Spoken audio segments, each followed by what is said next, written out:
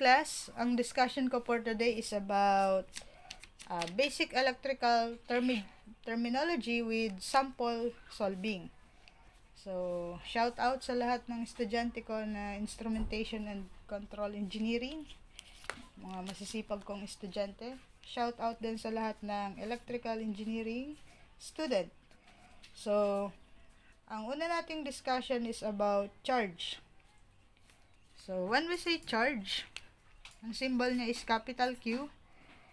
This is the symbol for charge. So, charge is the unit of charge is Coulomb. So, ang unit ng charge daw ay Coulomb. Yan, Coulomb. Or capital C.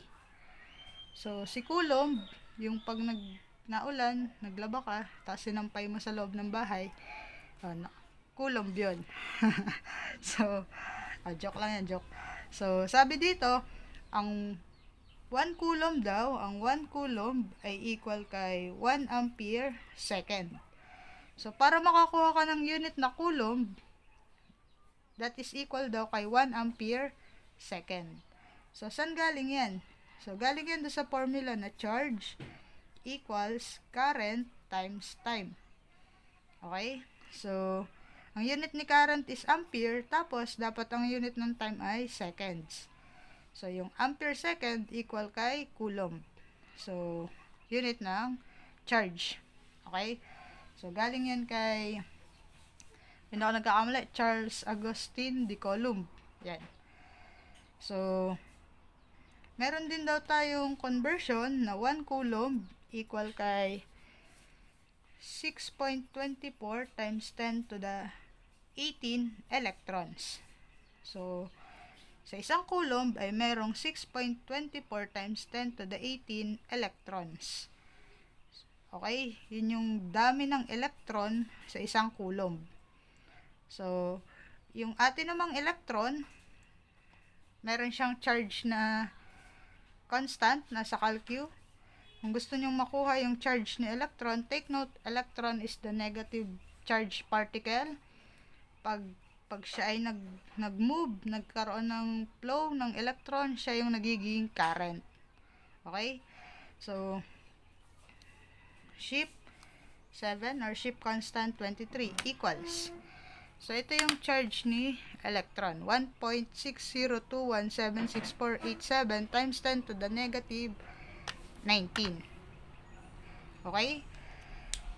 Next is may formula din tayo Q equals NE. So, Q equals NE. So, yung N dito is number of electrons, then E is the charge of electrons. So, nasa calcu lang to. Constant 23. So, yan yung gamitin natin sa pagsusolve para walang tapon. Ano? So, sample problem. If a current of 5 amperes flows for 2 minutes, find the quantity of electricity. So, yung quantity of electricity, maglagay tayo ng given for number 1. Meron daw current na 5 amperes. At meron daw, at magpo-flow daw yun for 2 minutes. So, find the quantity of electricity. So, simply, that is Q. Yan. So, Q equals I times T. So, 5 amperes times, kailangan naka-second yan para lumabas yung unit na coulomb. So, 2 minutes times sa 1 minute, merong 60 second. Yan. So, cancel yung minute. Magiging unit ay ampere second, that is coulomb. So, 5 times 2 times 60 equals 600 ampere second or equal kay 600 coulomb. So, yun na yun. Okay? Next natin is number 2. So, tingnan ko lang kung baka madilim. So, number 2 is how many electrons make up a charge of negative 30 microcoulomb. So, may charge ka daw na negative 30 microcoulomb. Tapos, ang tinatanong ay dami ng electrons. So, pagka ganito ang formula natin, Q equals NE. So, N is simply Q over E equals. So, negative 30, yung micro, prefix yan, that is, palta natin ng 1 times 10 to the negative 6. So, times 10 to the negative 6 Coulomb all over. So, constant 23, sulat ko na lang, constant 23, pipindutin natin sa calcio. Then, ilagay ko lang dito is negative. So, dahil sa electron is negative charge. So, negative 30 micro times 10 to the negative 6 divide negative shift constant 23 equals. So, N equals 1.87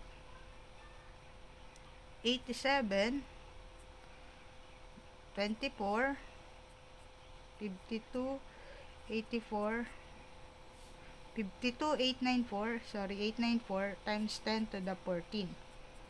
So, yung coulomb dito, makakancel. Kasi ang unit ng sa electron, yung unit ng kanyang charge na constant 23 ay coulomb din. Kaya cancel.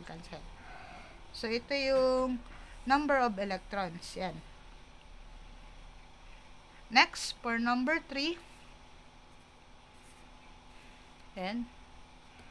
So, a cloud of 2.5 times 10 to the 19 electrons. So, meron daw cloud of electrons. Pag sinabing cloud of electrons, ay madami. Kumpulan ng electrons. So, a cloud of 2.5 times 10 to the 19 electrons move past a given point every 2 seconds. Given time is 2 seconds. How much is the intensity of electron flow? So, pag sinabing intensity, that is current. Ulitin ko pag sinabing intensity, that is current. So, simply, do sa formula natin Q equals I times T. Pwede natin makuha si I equals Q over T. So, equals. So, 2.5 times 10 to the 19 electron. So, dapat ang unit ni Q nga uli ay charge.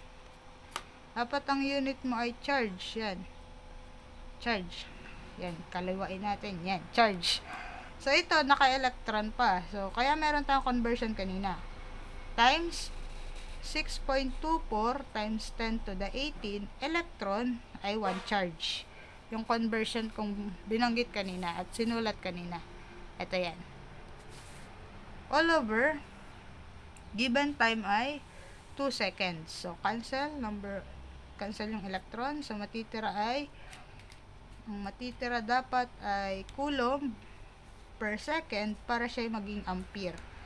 So, 2.5 times 10 to the 19 times 1 over 6.24 times 10 to the 18 all over 2. Yan. So, ang sagot ay 2.003205128. So, coulomb per second. Or, that is amperes. Yan. So, yan yung current. 2.0032005 coulomb per second. So, yan ay pag gumamit tayo ng conversion. Pag naman dun sa isa, so, pwede ko din kasi siyang isolve ng I equals Q over T, where yung given nating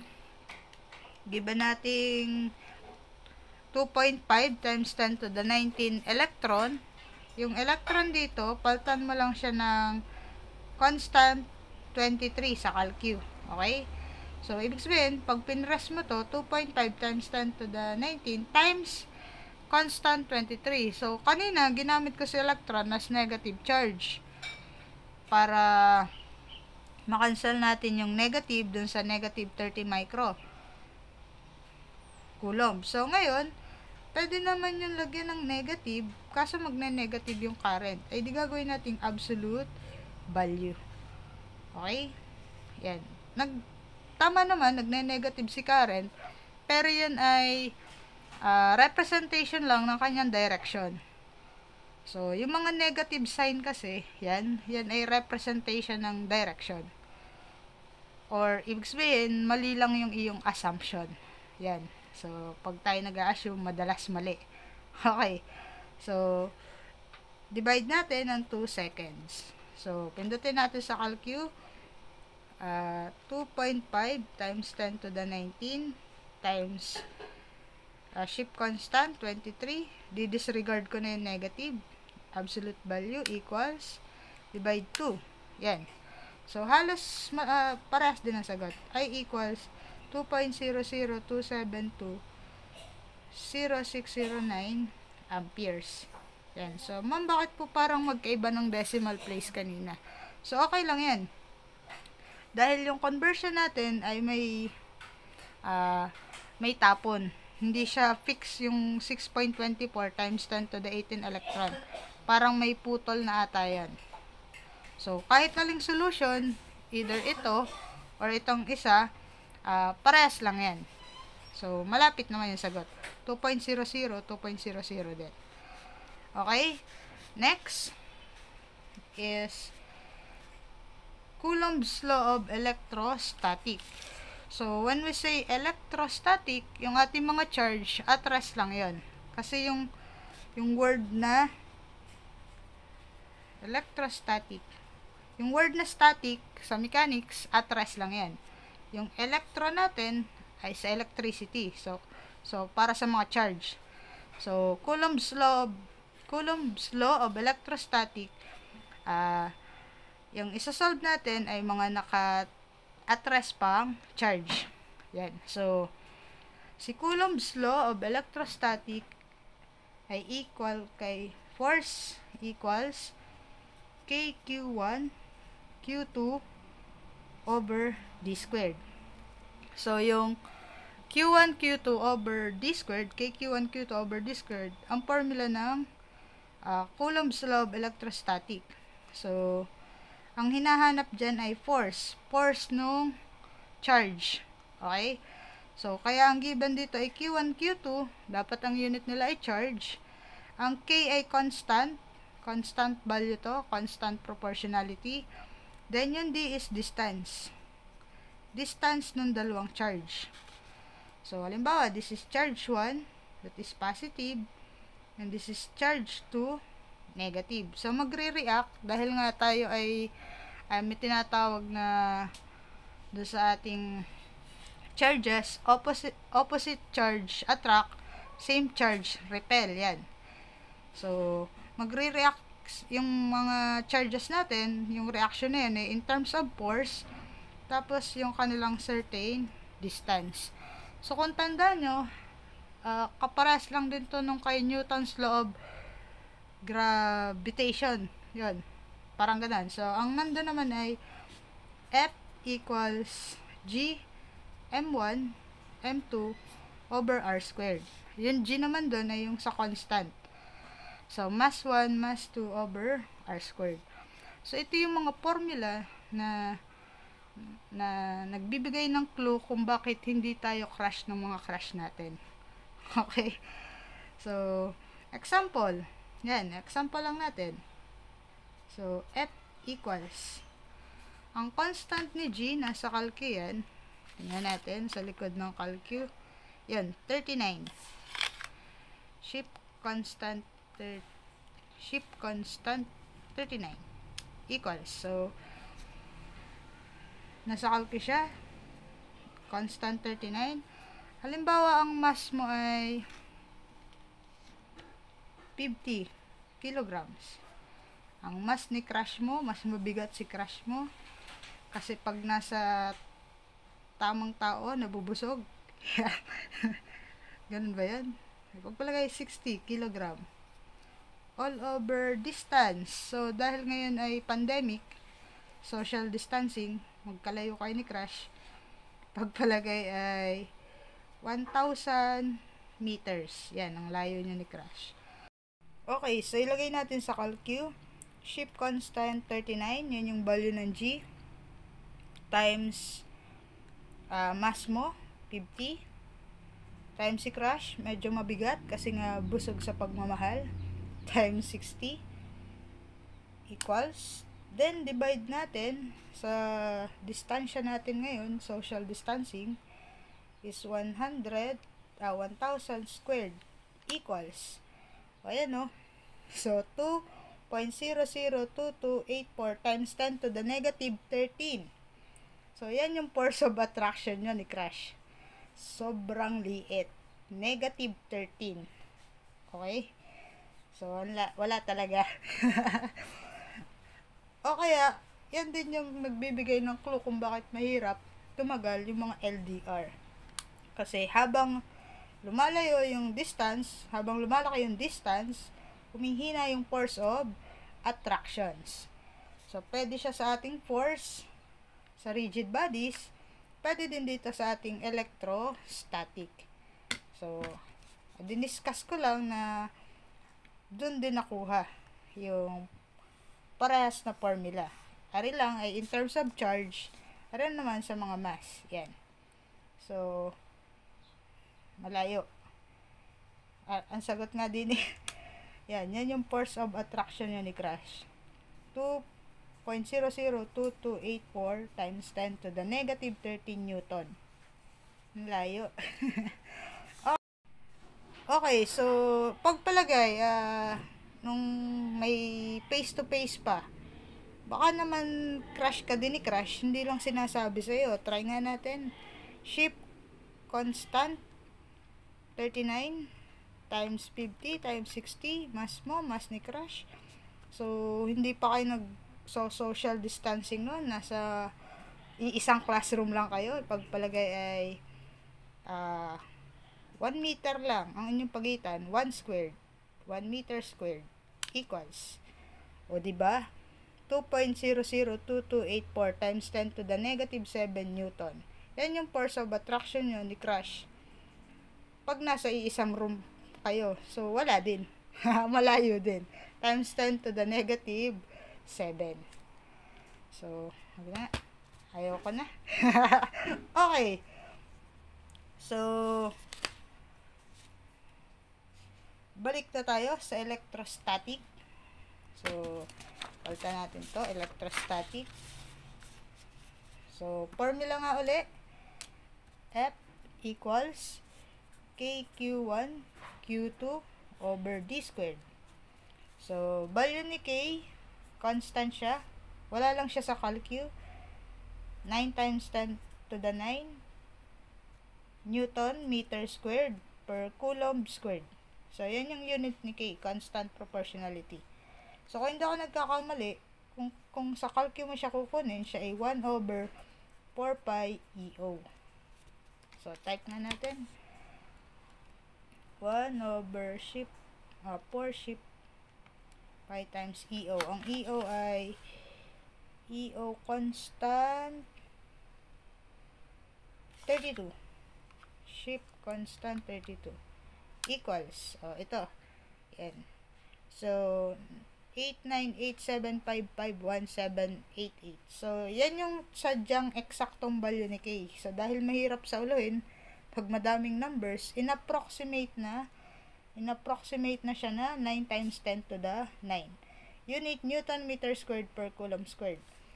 So, lagay lang natin yung mga unit kung tatama. Dapat ang unit ni force ay Newton.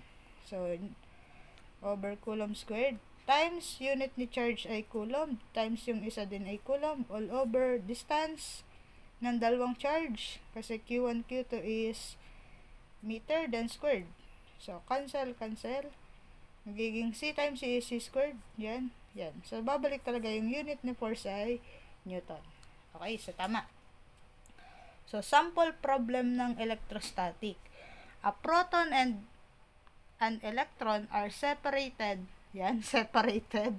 by a distance of, meron daw proton, that is positive charge, and electron, negative charge, proton, electron, separated by a distance of D equals 5.29 times 10 to the negative 11 meters.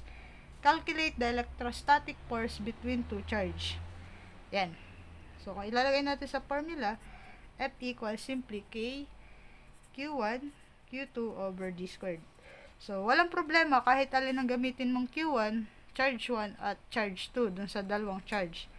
Pwedeng charge 1 ay si proton o kaya si electron kasi nagka-multiply naman yan. So, take note, gagawin natin absolute value.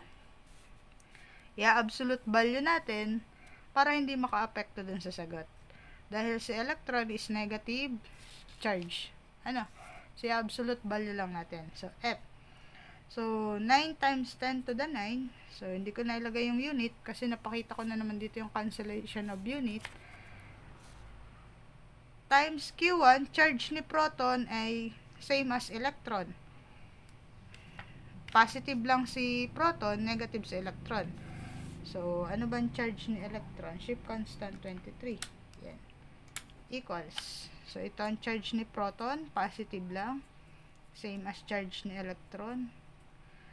Kaso, positive value times 10 to the negative 19.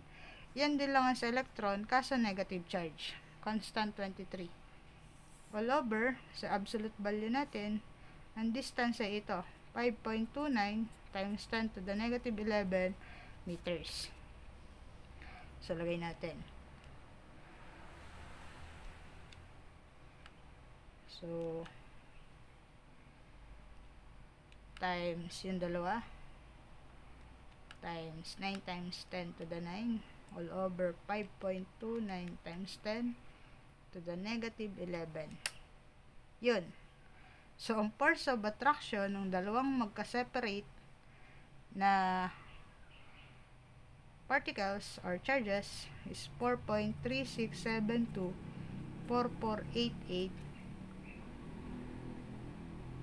times 10 to the negative 18 Newton. Ayan. Next, 3 charged particles are arranged in a line as shown in the figure. Calculate the net electrostatic force on particle due to charges. Yan. So, ito yung gagamit na tayo ng principle na positive-positive repel, then positive-negative attract. So, gagamitin na natin to dito. Dito kasi, dadalwa lang. Kaya madali lang. So, dito tayo sa medyo mahirap ng konti. So, number 5. 3 charges particle are arranged in a line shown in the figure. Calculate the net electrostatic force on particle 3. So, sa particle 3 daw, sa Q3 daw, net force, electrostatic, net force, sa Q3, due to 2 charges. Okay, so ito yung drawing ng tatlong charge. Naka-hilera siya or naka-horizontal. Yung tatlong charge. Q1, Q2, Q3. Then, Q1 to Q2 ang distance ay 0.3. Q2 to Q3 is 0.2. So, ang charge ng Q1 is negative 8 microcoulomb. Ito naman ay positive 3 microcoulomb. At ito na yung negative 4 microcoulomb. So, ito yung given charge ng tatlo. Ang tinatanong ay net electrostatic force on particle 3. So, ano daw reaction? Ano daw mararamdaman na reaction ni particle 3 due to two charges? Dahil nung dalawang charge. So, gagamitin natin to positive-positive repel, positive-negative attract, vice versa. Okay. So, net force. Pag sinabing net force, parang resultant reaction nitong isang charge na to due to two charges. So naka-line lang siyang ganyan, naka-line lang tong ganito. Yan. So, negative Q3 to Q2, ito ay negative, ito ay positive, so attract. So, papaganon yung force niya. I-name natin siya na F3, 2. So, papunta lang siyang kaliwa. So, bakit papuntang kaliwa? Kasi ito ay negative, ito ay positive. So, meron tong force of attraction. Na-attract si negative kay positive. Then, yung paglalagay ko ng symbol, Si 3 kasi, yung pinaka-test charge, yung nararamdaman ni 3, yan, nararamdaman ni 3 kay 2. Or reaction ni 3 kay 2. Yan. So, nararamdaman at reaction. Next. Yun namang isa ay negative, negative. So, kahit malayo yan, meron pa rin siyang force. So, negative, negative. O, repulsion naman yun. Papunta dito sa kabila. Sorry, yung F3, reaction niya kay 1. So, ito na yung vector mo. F3, 2, papuntang attraction si negative. Si 3 kay 2 kasi negative, positive. Then, repulsion si 3 kay 1 kasi negative, negative. Kaya palayo. Yan. So, yan na yung vector natin. So, pag kukunin natin si F32, simply, K, Q3 times Q2 over distance ni 3 kay 2. So, distance ni 3 kay 2. So, distance ni 3 kay 2 squared. So, lagay natin yung mga parameters. 9 times 10 to the 9 times Q3. Q3 is negative 4 times 10 to the negative 6 microcoulomb. So, negative charge to. Times Q2 is 3 times 10 to the negative 6 positive charge. All over, absolute value natin to, yan. All over distance ni 3K2. So, ang distance ni 3K2 ay 0.2 meters. So, parenthesis squared. So, lagay natin sa calcu. 9 times 10 to the 9 times negative 4 times 10 to the negative 6 times 3 times 10 to the negative 6 all over 0.2 squared. KQ3, Q2 over the distance ng dalawa. So, ito. Negative 2.7. So, absolute value natin, negative 2.7 or 2.7 Newton. So, F32. Yan. Next is yung isa, F31 equals K Q3 Q1 over distance ni 3 kay 1 squared. So, 9 times 10 to the 9 all over 9 times 10 to the 9 times Q3 is negative 4 micro. Yan, negative 4 micro. Times, yung isa naman ay negative 8 micro. All over distance. So, yung distance ni distance ni 3 kay 1 is 0.3 plus 0.2. So, 0.3 plus 0.2 squared equals. So, 9 times 10 to the 9 times negative 4 micro times negative 8 micro equals, divide 0.3 plus 0.2 squared equals. So, 1.152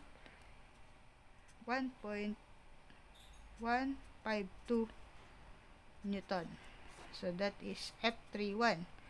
So, para makuha natin si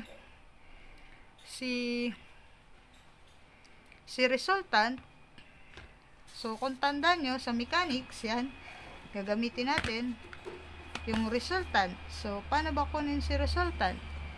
So, summation ni fx squared plus summation ni fy squared square root equals resultant. So, ito yung ginagawa natin sa mechanics, sa mga forces. So, ito din lang gagawin natin dito. Kasi ito naman ay forces din. Ang forces nga lang ng charge. Okay? So, kaya natin ina-absolute value. So, equals. So, wala naman tayong summation sa y. Kasi kung mapapansin nyo, ang vector niya ay nasa x lang. So, kung nasa x lang, simply, summation ng f of x, gagamitin natin to the right positive. So, summation of f of x to the right positive equals f31 minus f32 equals, so f31 is 1.152 minus f32. So, f32 is 2.7 Newton. So, equals 1.152 minus 2.7 equals negative 1548 Newton. So, square root. So, yun ang sagot. 1 point. Kasi pag nilagay natin dito sa formula, yung negative magiging square then square root. So, yun din. So, ang resultant FR equals 1.548 Newton. So, yan na yung sagot. Okay po? So, ganyan kapag medyo komplikado na. Kapag may mga arrangement na yung mga charges, pag madami na, kagaya nito, dalawa lang kasi ito madami na. So, ibig sabihin, iisa-isahin mo yung reactions. Depende kung saan tinatanong na net force. Dito kasi, ang tinatanong ay net force ni 3, based sa reaction niya dun sa dalawang charges. So, hindi lagi siyang naka-horizontally, pwede siyang naka-vertical, naka-triangle. Yan. So, gagamitin nyo lang yung formula KQ1Q2 over D squared and then yung principle ng charges. Positive repel, positive attract. So, then, sa pagkuha ng resultant, kung paano nyo siya inaral sa mechanics or sa physics dati, sa rigid bodies, ganun lang din. Okay? Okay, so, huwag kayong malilito ha. Ito yung ginagamit natin dati sa physics. Summation ng horizontal forces squared plus summation ng vertical squared or y. Horizontal is x squared, then resultant. So, yan din ang ginagawa natin. So, ang ginawa ko lang, summation of f of x to the right positive lagi. Lagi tayo naglalagay ng sign kung alin yung susundin natin na positive or negative kasi nga force ay vector, yan. So, mahalaga yung sign, direction. So, F31, positive F31 ulit dahil papunta siyang right, yan. Then, minus F32 kasi papunta siyang left. So, kaya ko din ina-absolute value yung mga forces natin dito, lagi siyang absolute value. Kaya naman siya nag-negative dito ay gawa ng charge. Hindi siya nag-negative dahil sa direction. Take note, pag force, either siya ay positive o negative, depende sa direction. So, pag to the right yan, positive x yan. Pag to the left, negative x. O kaya naman pag vertical, pag pataas, positive y. Pag pababa, negative y. O kaya naman pag mga nakatagilid, kukunin yung component sa x and y. Yung parang ginagawa natin dati sa physics. So, lagi siyang absolute value kasi ayaw nating maka-apekto yung sign ng mga charges, yung mga positive negative sign nila dun sa pagsosolve ng mismong force. Okay? I-jot down nyo nun. I-note ninyo para hindi kayo malito. So, laging makukuha natin dito ay absolute value sa mga force. Doon natin siya ipa-positive or negative, depende sa direction. Okay? So, 1.152 minus 2.7, ito yung pinag-minus natin dalawa. Dahil isa tong pakanan, ito pakaliwa, kaya minus. So, negative. So, nakuha mo ang summation of f of x ay negative. Ibig sabihin, mas malakas yung force papuntang attraction papuntang kaliwa. So, kaya siya nag-negative. So, dito, narekta ko na. Pero kung ipapakita ko pa yun, edi r equals square root ng summation of f of x squared plus summation of f of y squared. So, wala namang f of y, 0, dahil naka-horizontal lang naman yung ating mga charges. Okay?